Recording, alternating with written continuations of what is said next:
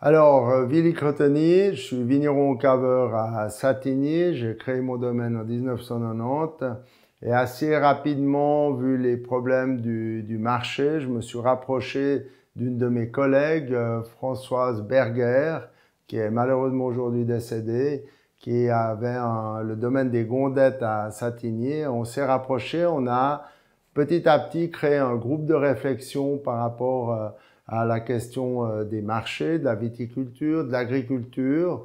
Et tous ces problèmes de concurrence sur les marchés nous ont amené à ouvrir le périmètre de cette problématique, c'est-à-dire que on s'est rendu compte que cette problématique, c'était pas juste l'agriculture ou juste la viticulture, mais que c'était un problème qui touchait l'ensemble du commerce, l'ensemble de la production surtout. Et c'est comme ça qu'on a commencé à travailler là-dessus, à réfléchir. On a commencé à intervenir aussi au niveau des organisations fêtières tout d'abord, puis ensuite au niveau fédéral où on faisait des courriers. Et ces courriers, eh bien, petit à petit, on s'est dit, mais il faudrait qu'on les signe quand même. Il faudrait quand même qu'il y ait un nom derrière nous.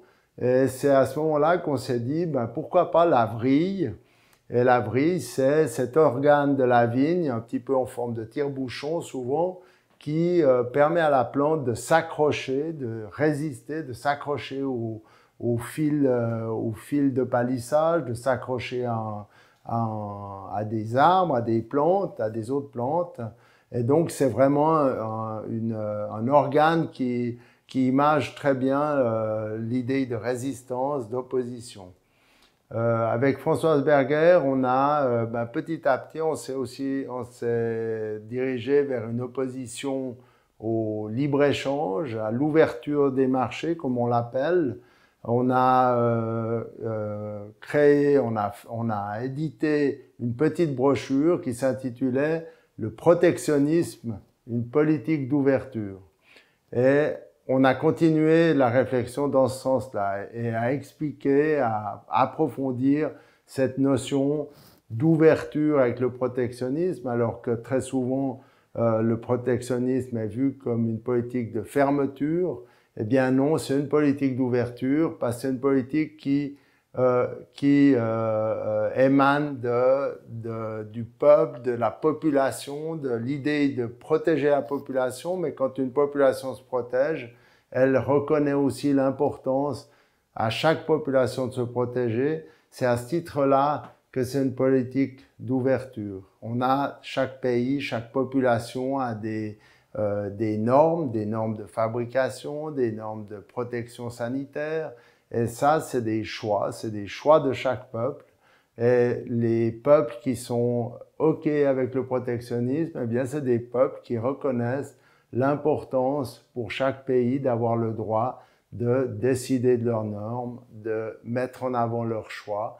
Et c'est dans ce sens-là que la vrille, non seulement est opposée au libre-échange, mais elle est également elle promeut aussi l'idée du non-alignement qui va dans le même sens, cette idée de ne pas uniformiser au niveau mondial, mais de développer la diversité des choix, la diversité des politiques.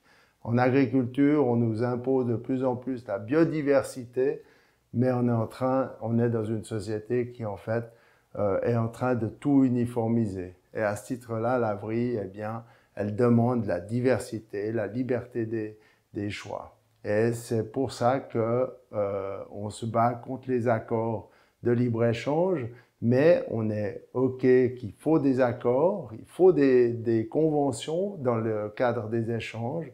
Donc on n'est pas pour la fermeture, je le répète, mais on est pour une ouverture et une reconnaissance de chaque choix, de chaque position des peuples.